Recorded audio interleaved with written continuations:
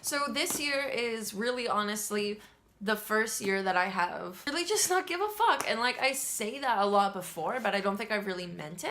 I think I've just said it because I felt like I had to say it. Or maybe at the time, like my mania was making me feel like I really didn't give a fuck. But like I cared so much. And so that this year I'm just doing like what I want to do. What I've never really done before is kind of create a bucket list. And I've already completed one of them. It was taco night, which is something that's super, super simple. But for someone like me, well, I have a very difficult time getting outside. And I'll explain my whole agoraphobia story in another video some other time. But Taco Tuesday, just simply going out with a friend and just enjoying myself, is something that's like difficult for me to do. And I at least got out.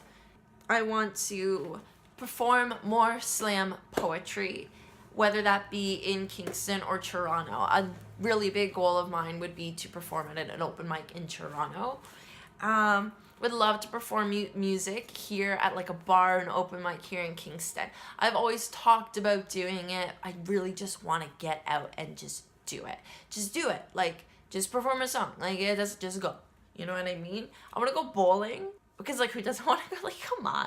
And these are very simple things. If I push myself and I then break down again, I'll get too disappointed. I'll be one step forward, two steps back. So these bucket list items are very simple for a reason. I want to travel, just travel. I want to buy a one-way ticket, which I actually have already done. I bought a one-way ticket to Toronto.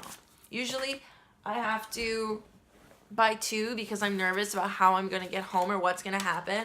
But I just went to the bus stop, got my ticket, going to go see a friend, and I'll get my ticket back when I get my ticket back, you know? Like, and that is so not me.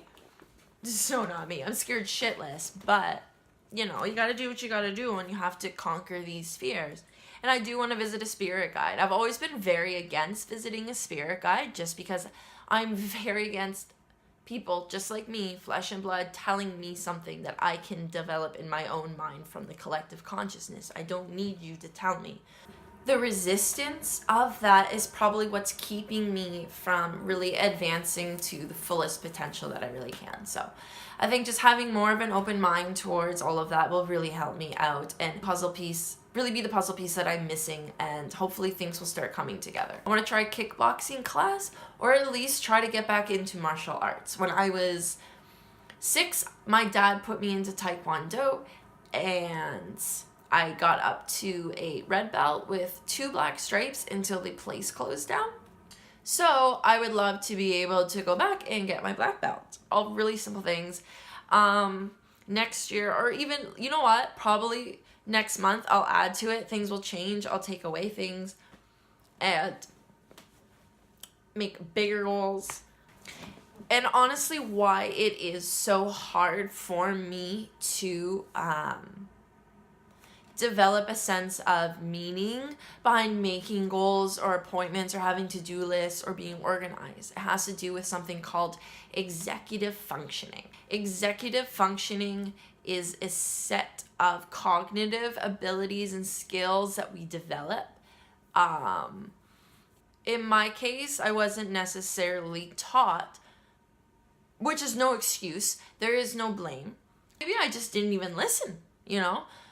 How to structure my days, how to have self-discipline, how to be organized. My childhood consisted of hearing conspiracy theories and just being scared, and it was nonsensical. I don't really remember it because there was no structure to it. So my executive functioning skills are severely underdeveloped.